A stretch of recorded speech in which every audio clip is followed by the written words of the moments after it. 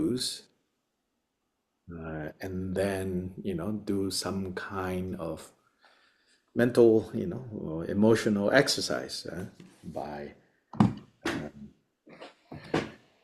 trying to get a feel of what it feels like to become the object of your pretending that now you are someone else, and then but then you are experiencing uh, you as someone else, says jealousy, and and maybe even like aversion towards you, and how that feels. So that's where we were the last time I met with you guys. Can we turn it up a little bit? Now, yeah, I'm wondering what verse you guys remember you stopped at. So we're in 164. 164? 164. I see. Yeah. Okay. Yes. Yeah, so 164 thereabouts. First of all, I have to leave right about my time, 1 p.m. Noon. So, but when I leave, you guys continue. You know, you don't need to stop. So in 164,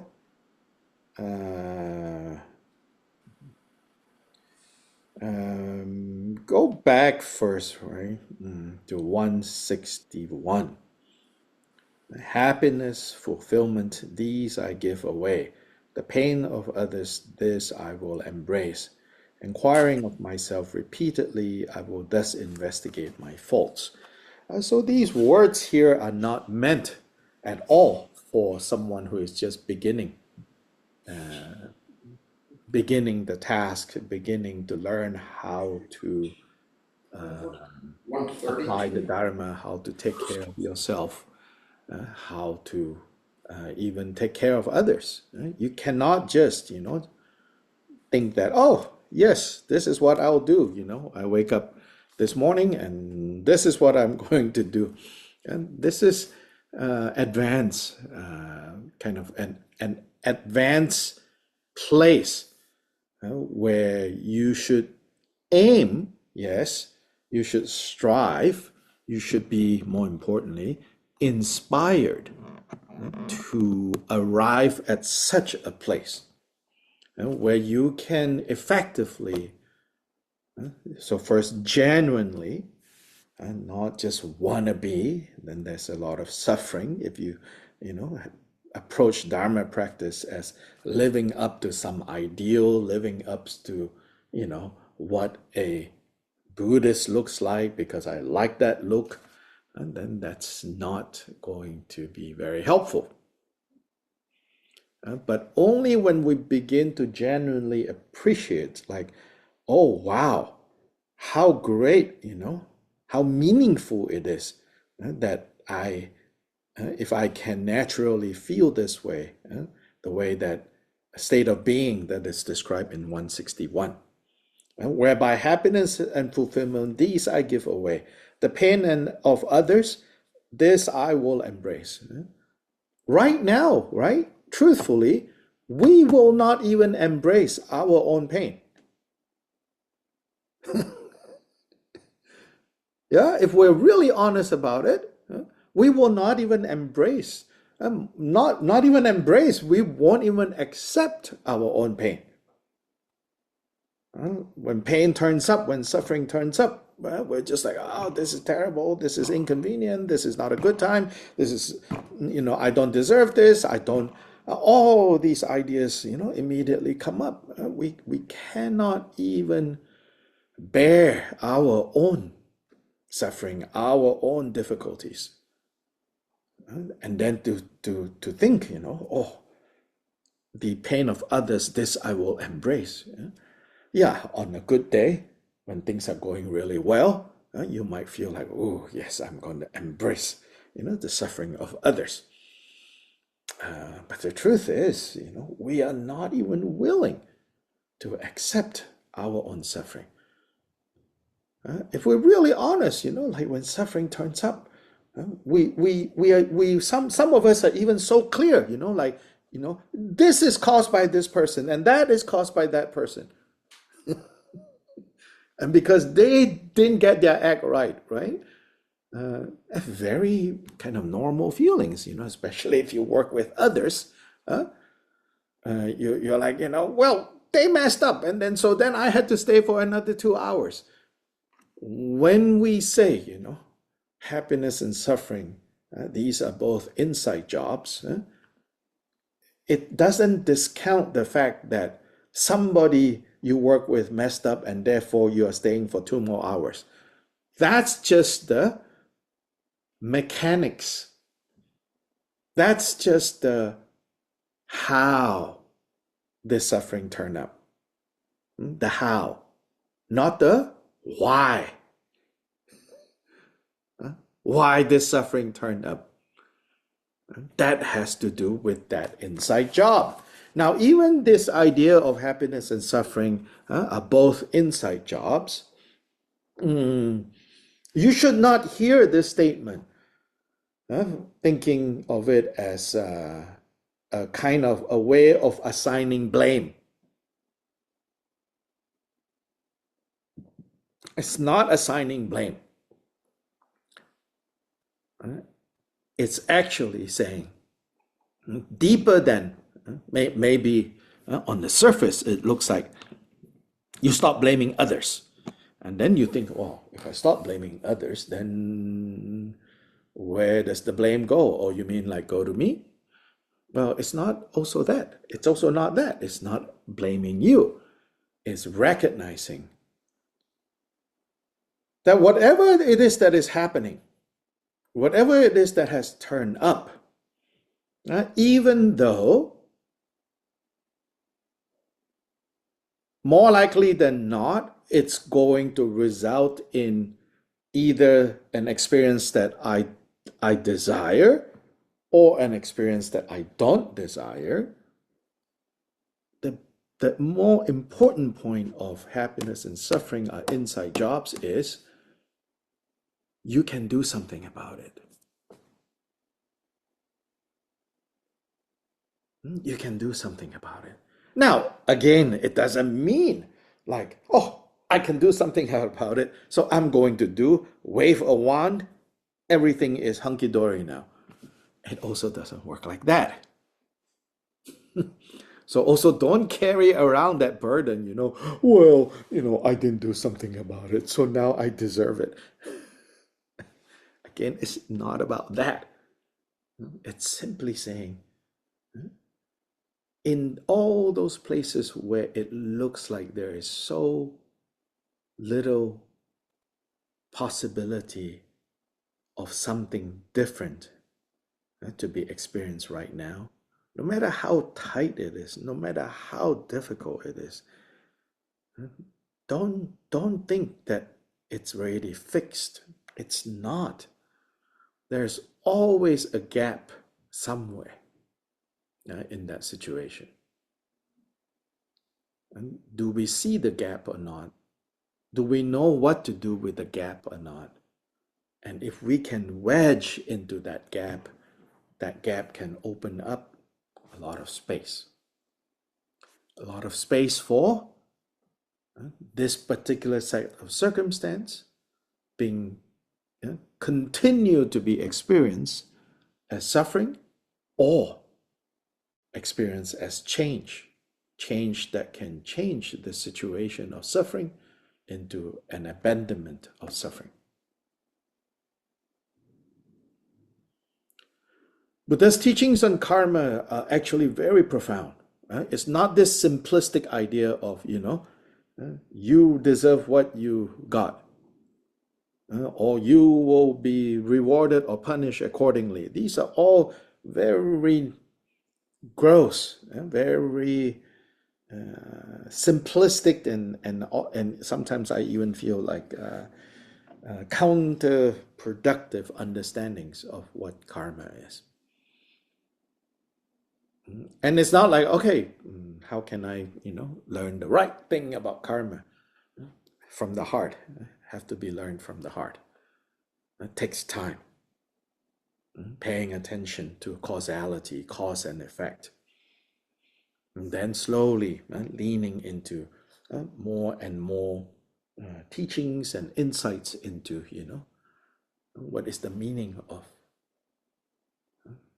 karmic causality and how everything operates based on this principle of karmic causality. Causes of happiness, causes of suffering, and of suffering, and how we destroy our own happiness.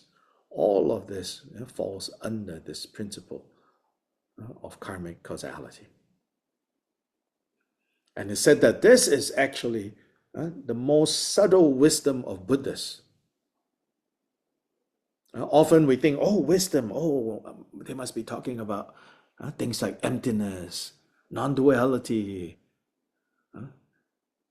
self, no self. But yes, of course, those are also part of the domain, part of the realm, part of the object of the wisdom of the Buddhas. But Buddha also pointed out, actually, yes, those are indeed, part of what we call Buddha's wisdom, but the most subtle and the most profound of the Buddha's wisdom are matters pertaining to karmic causality. Because at the end of the day, right, Buddhas appear, so to say, right, Buddhas exist for what purpose? For the purpose of helping us, showing us how to not create suffering, how to achieve happiness. So if that's the reason why Buddhas exist and why Buddhas appear, then what brings happiness and suffering is actions of body, speech, and mind. What are actions? Actions is literally what karma means. Often also when we talk about karma, we only think of it as things have already happened, now waiting for whether it's going to be a good result or a bad result. Actually, that's the word for that is actually the fruition. Karma is actually causation, action which is causation. So anyway, we come back to Shantideva here. So here he's saying, when the happiness and fulfillment, these I give away. Now, if we want to talk about this in terms of karma, you're like, so where did this happiness come from? That you are now going to give away, this fulfillment that you are expressing here, I will give away, and then the next one, the pain of others, I will embrace, right? This willingness, right, to do this, but then take a step back first and ask, according to the Buddha, where does happiness and fulfillment come from? Well, it comes from causes that we have created. The causes of happiness, the causes of fulfillment. How do you dare to give it away? How is it like at this level, which I say, is a very advanced level, right? You are willing to give them away. In part, right? Where does this willingness to give away happiness and fulfillment come from?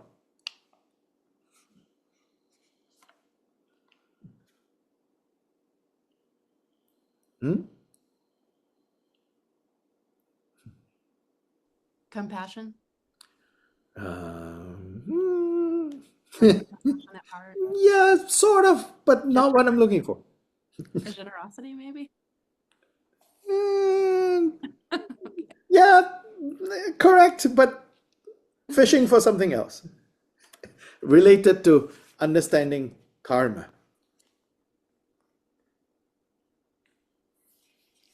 related to that.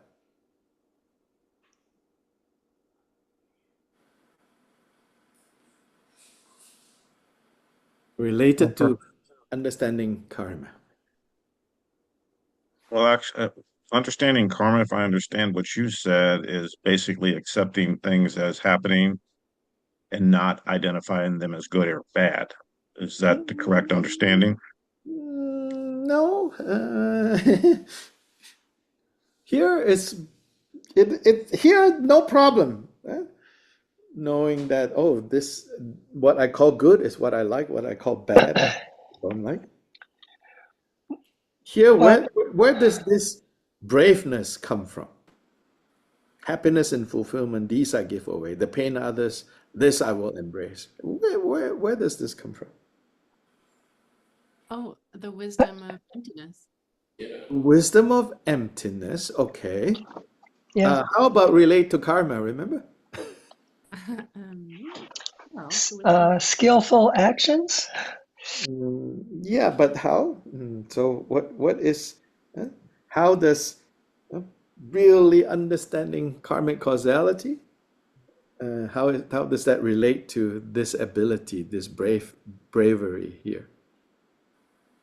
There's no difference between me and anybody else. I don't own myself. Well, that's okay. I have to have difference between me and others. Oh, I know. It's bodhicitta. No, I say related to karma, it's related to cause and effect. Yes, Oh, others. About internalizing that understanding at a deep level, and it's kind of a manifestation from that internalization. What is a manifestation? The happiness and fulfillment that comes from truly understanding karma and living in that way. But the action of giving it away would be expanding it and sharing it with a wider circle than just keeping it in the kind of ego room. Uh-huh. And therefore, Uh, this bravery comes from understanding what about karma. the more that you give away, the more that it just is Getting warmer, inexhaustible. It's getting inexhaustible. warmer.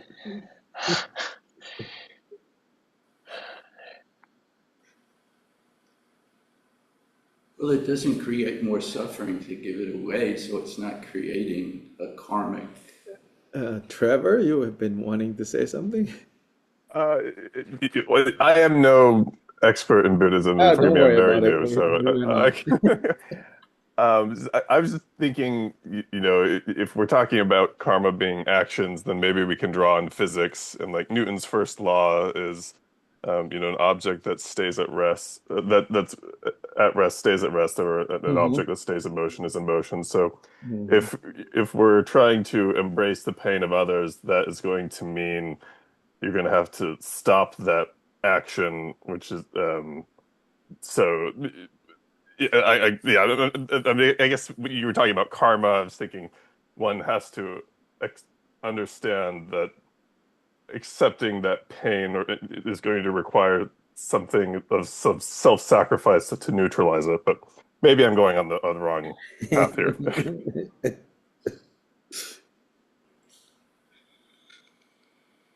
Happiness and fulfillment, these I give away. The pain of others, this I will embrace.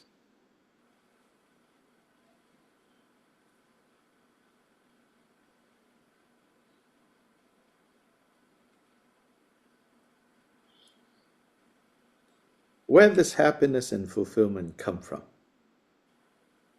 actions, causation, Actions. Oh, what kind of actions? beneficial, right action. Skillful, beneficial, virtuous actions. Actions that you create, right? So when it says I give away, does it mean I give away the actions? No. No, So what do you give away? the fulfillment, the happiness. The results, right? Karmic causes, karmic results, right? The pain of others, this I will embrace. Where do the pain of others come from? Dear God. Actions, unskillful, Actions. Whose actions? the others. The others, right? So here, yes, of course, it's about compassion. Yes, of course, it's about generosity. Yes, it's related to understanding emptiness, all of that. But more basically, right, is if you really understand how karma works, there is no need to be afraid of giving away happiness and suffering, giving away happiness and fulfillment, because it cannot be given away.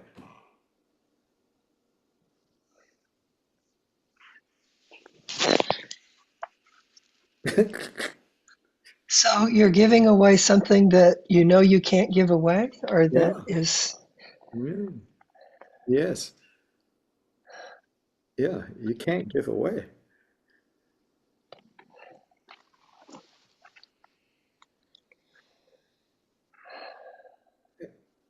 How can you give away happiness and fulfillment? It's if it is really happiness and fulfillment. What does it mean to give away happiness and fulfillment? Yeah. Does it mean now you go create causes of suffering? No.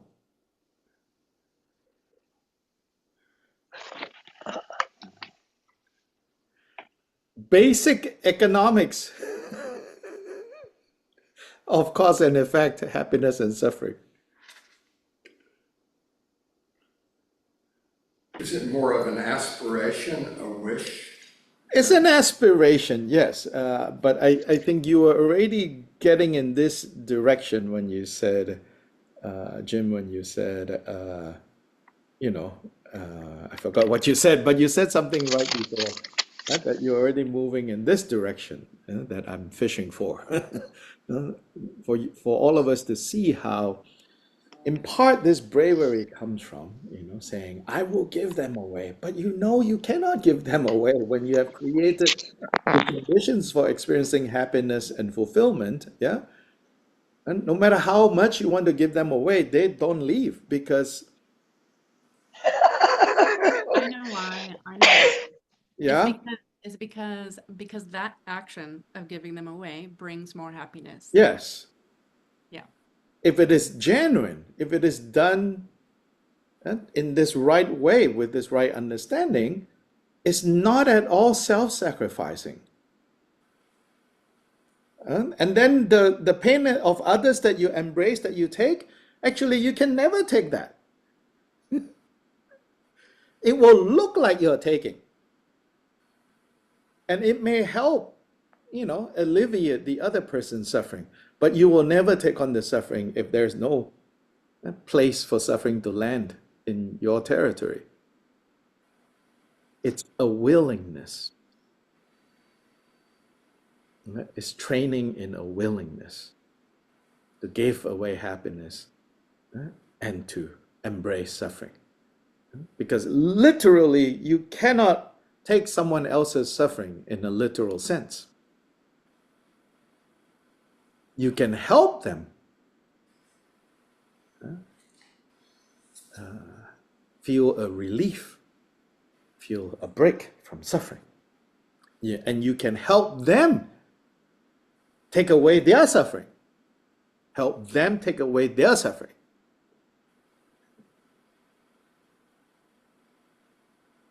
And so in practical terms, right?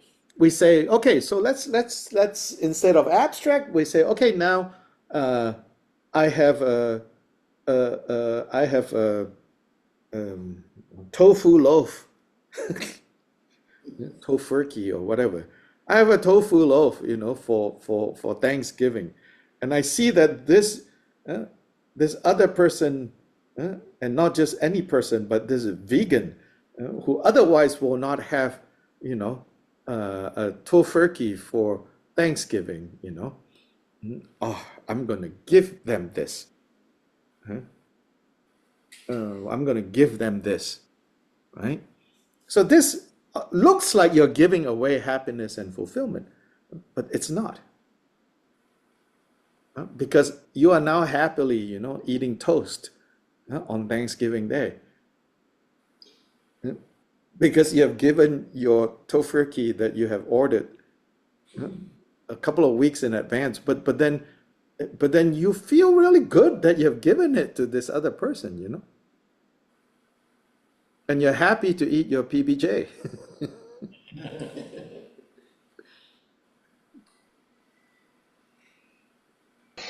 But then if we don't have the right understanding, if our hearts are not ready, and you look at this total turkey, I don't know, I really want it. Okay, like, okay, well, I'll give it to you.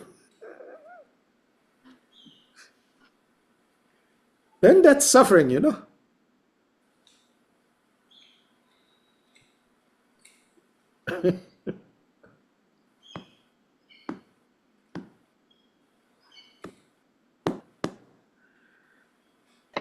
So here in 161, it's describing a state of being that you don't accidentally find yourself in, where you can say happiness and fulfillment, these I give away. The pain of others, this I will embrace, right? So the pain of others, this I'll embrace. It's like, yes, I willingly am going to be okay with being inconvenienced.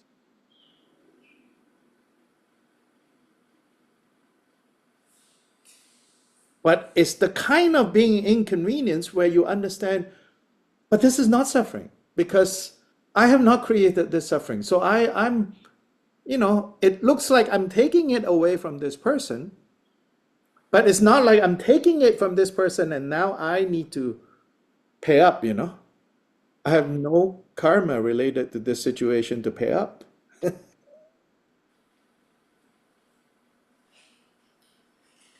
Yeah, so then it's okay. I can embrace this because it's not really going to hurt me. This pain, this suffering.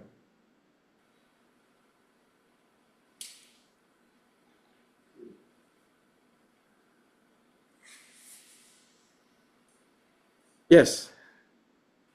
It seems like it really argues for what you say that you don't want to do something like this if you're not ready for it, because I can imagine doing that and then really being sad or upset about not having the tofu turkey Yes. would be creating negative karma for yourself. Oh, yeah, creating just misery. If you're But not, of course, we want to challenge ourselves. We want to evolve. Yeah. So sometimes what we forget is like, when such lofty ideas are expressed, we think that, magically we either feel this way or we don't feel this way. But the whole point of the Buddha's path is that it's a path, it's a process.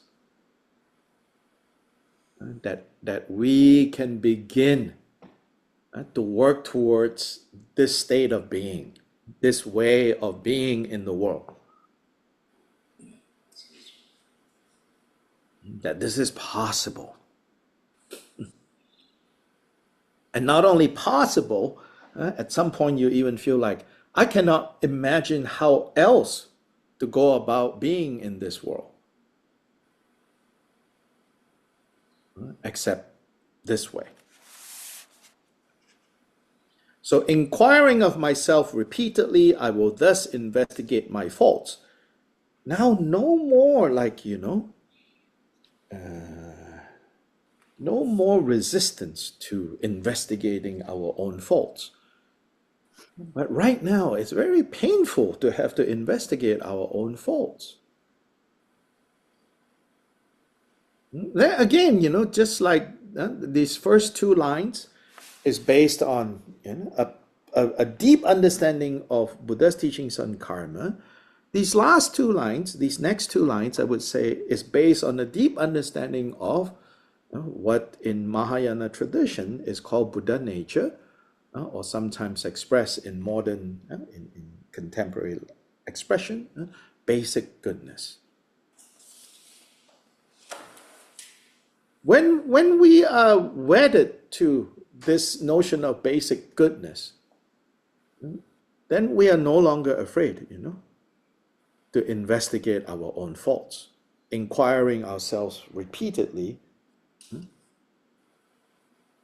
When others are at fault, I'll take and turn the blame upon myself. And all my sins, meaning misdeeds, however slight, declare and make them known to many. Again, like this one, 162, if you come at it from the wrong direction, it's just misery and more misery. Especially the part of exposing your faults, and then blame upon myself. When others are at fault, you say, I'll take the blame, If you do this out of the idea of the more I punish myself, the more pain I feel, the more holy I am, then that's not what the Buddha is advocating. Again, the ability to do 162 needs to come from, because I know fundamentally there is this basic goodness. So then whatever faults that are happening now, whatever faults that I have now, they are just temporary things. And temporary, therefore, not part of the basic deal, and therefore can be set aside, can be put aside. So the sooner I expose them, right, the sooner I don't hide all these skeletons, the better, because I can be rid of them.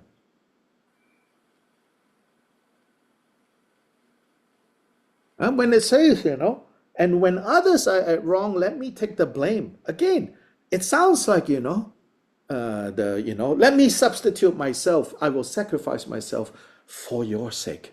Ooh. Again, here, I think what it's saying is more like, when others are at fault in that situation, use that to turn around instead of instead of focusing on how they have done wrong, and then even air it out to other people because we're jealous of them or we don't like them or whatever. You take that situation and turn it into self-examination. Turn the blame upon myself. Turn the light inwards. Is part of that part of it, kind of developing the capacity to recognize that I have that capacity for that. Yeah. Well, that's the basic goodness to always remember. Right? And the more you ground yourself in this basic goodness, this capacity, right? This potentiality of Buddha, the less you need to be defensive, the less you need to be reactive. Because whatever fault it is that someone has exposed about you, if you really trust this basic goodness, you're like, oh yeah, that fault is there, but thankfully there is basic goodness, so now the fault, I don't need it. But that's not how we normally react when we feel that someone has said something that kind of touches a nerve. Immediately and in fact, the level we exaggerate it is also why other people who is not us, innocent bystanders, go, oh my God, why is he reacting that way? Of course, we do that to everybody else, except that when we display this, others also go, oh my God, he's so sensitive. It's all very understandable. So it's not about whether it's understandable or not. It's about, what do you want? Do you want to keeping all the trash around? And then immediately, have feel like you have to explain why the trash is around.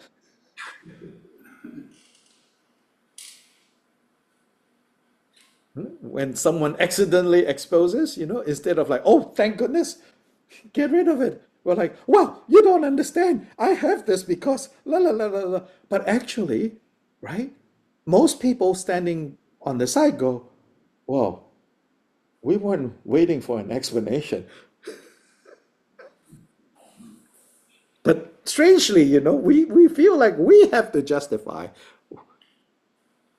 right? Why the faults are there, all this, all that, and most of the time, not sometimes, I think, uh, innocent bystanders, people in our lives are like,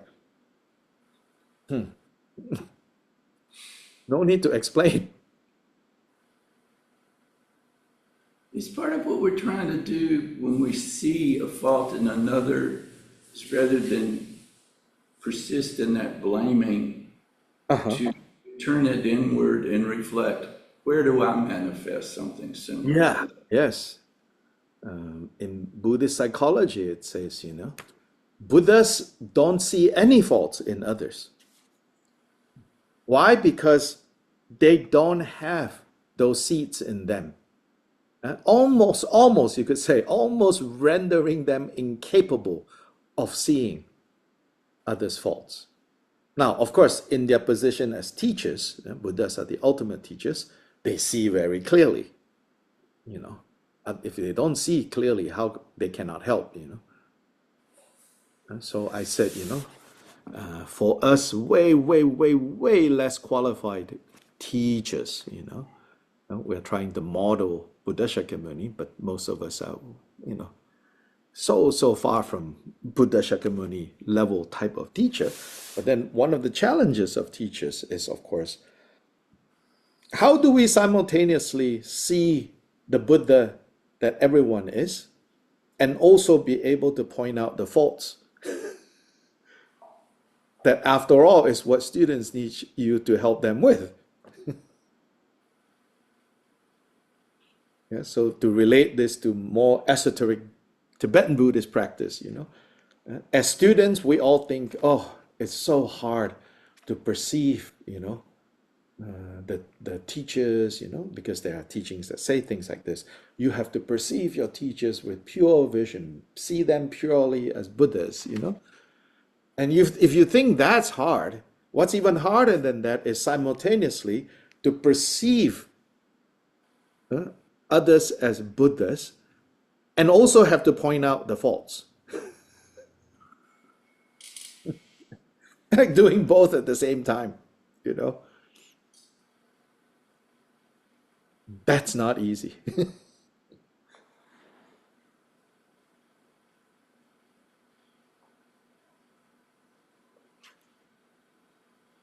The fame of others I will magnify, that it might thus outshine my own. Among them I will be as one who serves my lowly labor for their benefit. This ego is by nature rife with faults. Its accidental gifts I should not praise. And so it says, yeah, there are some gifts, to the self-grasping, but I should not praise because in the end they pale in comparison. Whatever qualities it has are so contrived that they remain unknown to everyone. All the harm, in short, that ego does to its advantage and to others' cost, may all of it descend upon itself to its own hurt, to others' benefit. And so now it's saying, let all the faults of self-grasping destroy self-grasping, not destroy you, okay? But destroy the self-grasping, the poison. So this is sometimes called, treating poison with poison.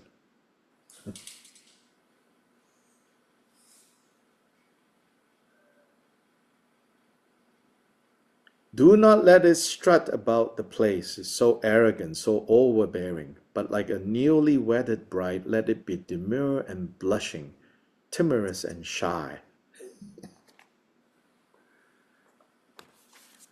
Do this, be like this. Such things don't ever do. It is thus that you will bring it forcibly to heel. And if it oversteps the mark, well then, apply the lash. Psh, psh, psh. The Zen stick, during meditation, they call it the encouragement stick. Whack, whack, whack, whack, whack, whack. And so, O mind, if still you will refuse, though you have been so lengthily advised, since every evil has its roots in you, you are indeed now ripe for punishment. The time when you could do me harm is in the past, and now is here no more. Now I see you. Where will you escape? I'll bring you down with all your haughty insolence. Let every thought of working for yourself be utterly rejected, cast aside. Now that you have been sold to others, stop your whining, be of service. So it's saying to this self-grasping. And so sometimes in Vajrayana language, it's said that this is the true self, which is the Buddha. The true self taking its place, so that the mistaken self now has to serve the true self.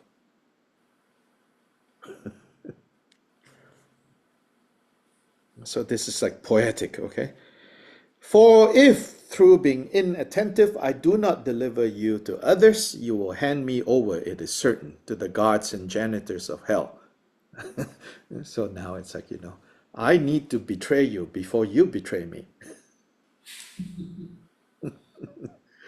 For this is how so many times you have betrayed me, and how long I have suffered. Now my memory is full of rancor. I will crush your selfish schemes.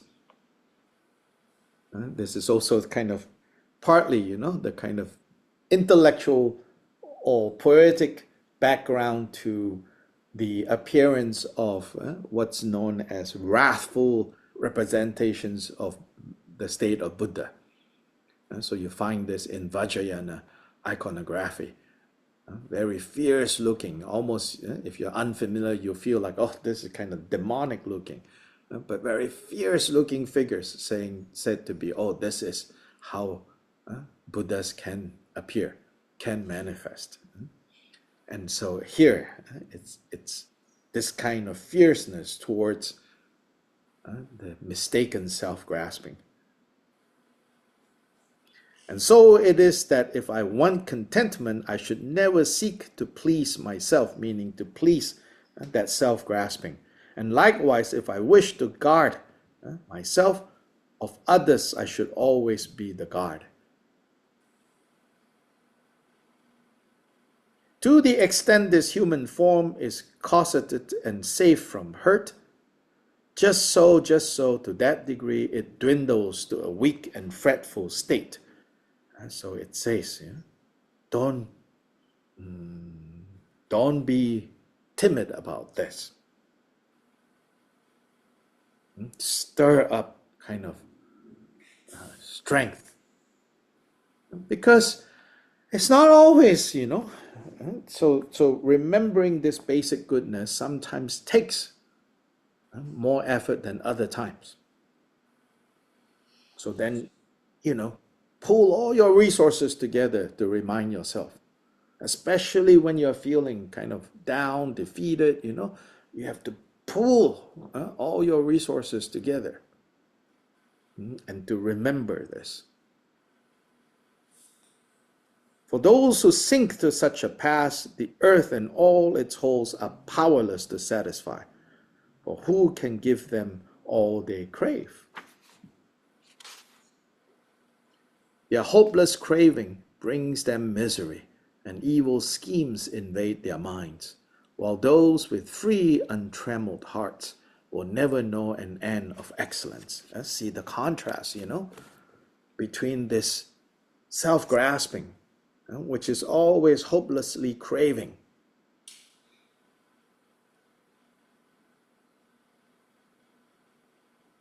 and all that craving just brings misery.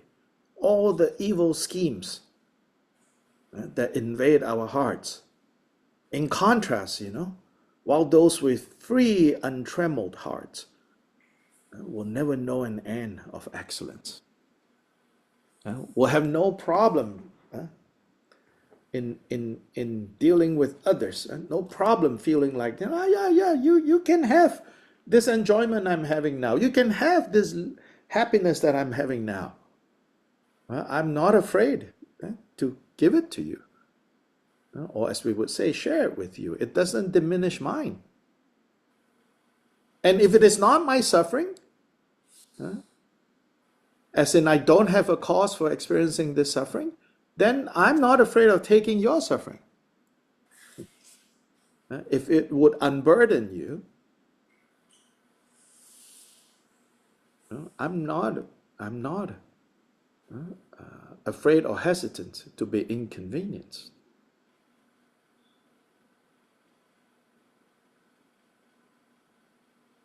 Therefore, for the increase of my body's wants, I'll give no space, no opportunity. And of possessions, those things that are the best, they do not captivate by their attractiveness. Dust and ashes are the body's final state. This body, which inert, is moved by other forces. This form so frightening and foul, why do I so regard it as myself? And we talked about this earlier in this chapter. There are some parts, kind of very bluntly showing, what we are so obsessed with. It's not what it's made out to be. I said every time you think of how beautiful this form is, whether your own form or the form of others that you desire, one simple experiment. Pull off all the skin. Just unskin whoever it is. Yourself or others that you find so desirable. Then instantly, I think for most of us, that desirability kind of disappears, becomes frightening and foul.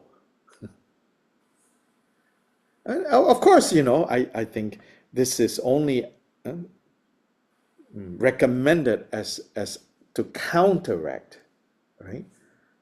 How much the other extreme we go to.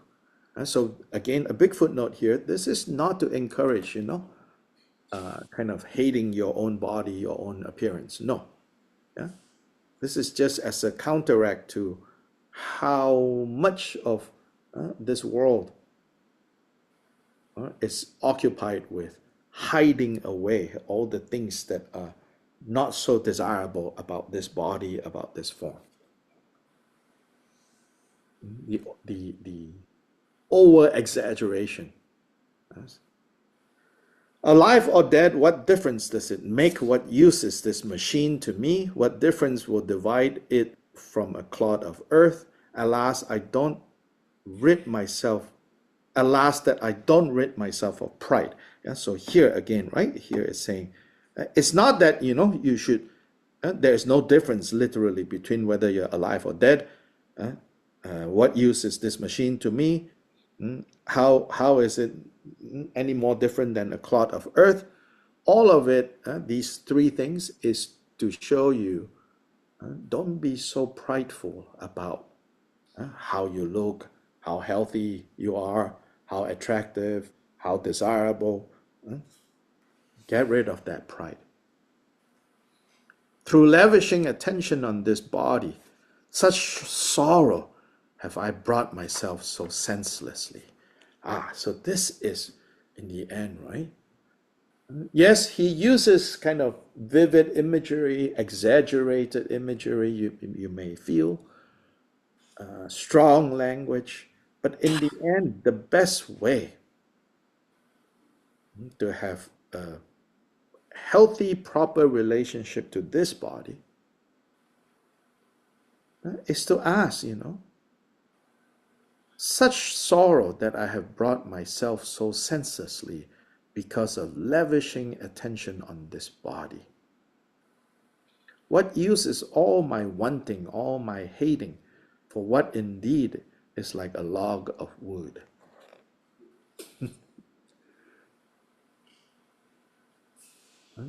So that you can become free from this log of wood.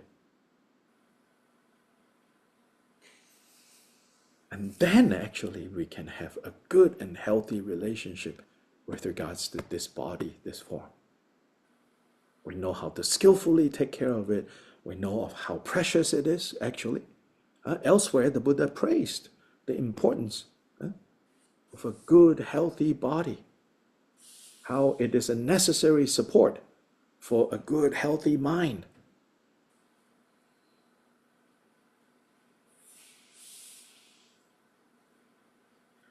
Whether I protect and pamper it, or whether it is eaten up by carrion birds, this body feels no pleasure nor aversion. Why then do I cherish it so much? Here is pointing out that, therefore, actually in the end, it's the mind and not the body. In the end, it was never about this body. So, for example,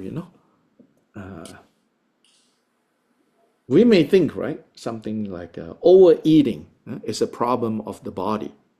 No, it's not. It's a problem of the mind. Right? You want to see the truth of this? Go to the early bird specials for this evening's closest all-you-can-eat buffet. When you go in there, you see how everybody there, is demonstrating mind over body. The power of mind over body, right? The body, right? Into the beginning of the second plate is already yelling and screaming, stop, stop.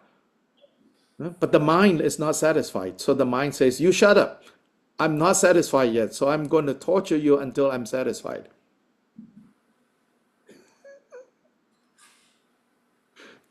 So now the third plate, and you're already thinking, but what about dessert?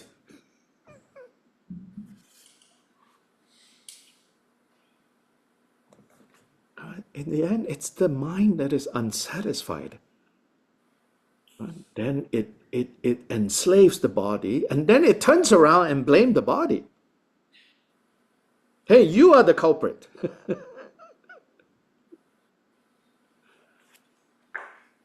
When in fact, it's the mind is not satisfied. It craves more experiences, more experiences, more experiences.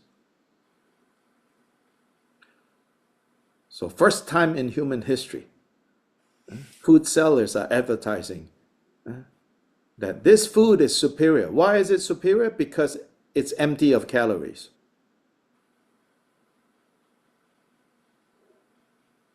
Most of human history, people died because of lack of calories. Then welcome to our existence. You pay double for them not to put sugar into whatever it is that you're buying. We're like, wait, shouldn't that cost less? No. It costs them money, they say, to take the calories out of this yummy food you like, to take the sugar out of this food you like, to take salt out of this food you like, and yet will satisfy your cravings. It's a problem of the mind.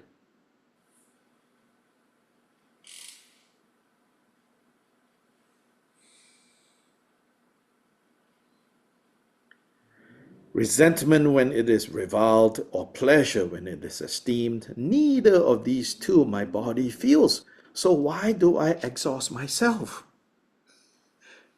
Because the mind is not trained. The heart is not free. If I say I do it since it's loved by other people, others whom I thus regard as friends, since all appreciate the bodies that they have, why do I not take pleasure in them too? In like serving others' bodies, others' forms. Therefore, free from all attachment, I will give this body for the benefit of beings. And though it is afflicted by so many faults, I will adopt it as my necessary tool.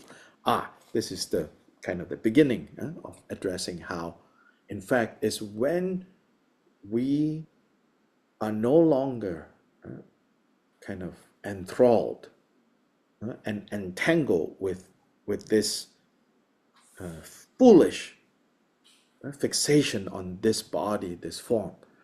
It is only when we see that clearly that then we can relate to it in a helpful way.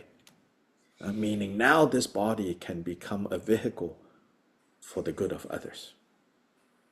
Now this body can be the vehicle for ourselves getting better.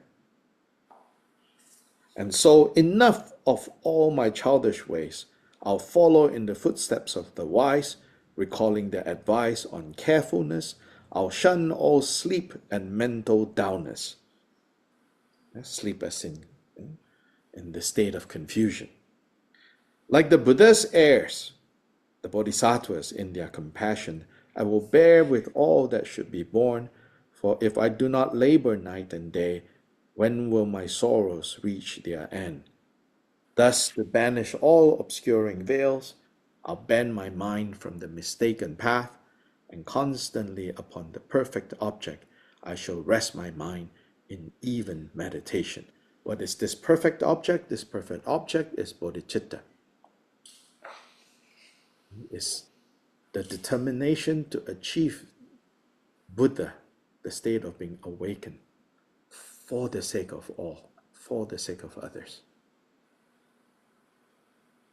So, the meditative concentration that is discussed in this chapter, chapter 8 of this Bodhicayyavatara, the longest of all 10 chapters, is actually to place our heart firmly in this commitment to becoming Buddhas for the benefit of others. And then, right? Given that that is the focus, that is what the meditation should be on, that is where the heart, the mind, and the soul should be stabilized in, focus on. What is it that most immediately distracts us from doing this? This chapter also talks about,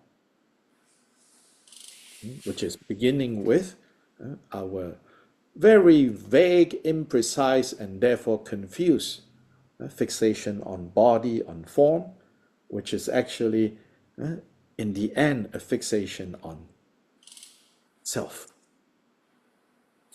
self-grasping, problem of a mind. Problem of the mind that manifests as a problem of the body or the form.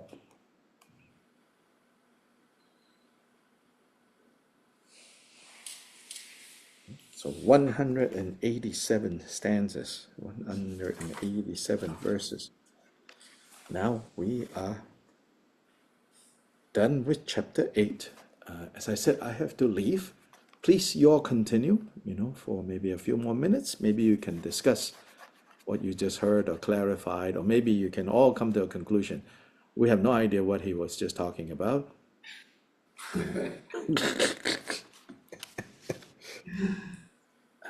It's good if you all can now discuss and Thank you. Happy good to see Thanksgiving. all of you. Have a good rest of Sunday. Thank you. Have a good, Thank you, Dr. Rod. Thank you. whether it's tofu or turkey or whatever it is that people eat.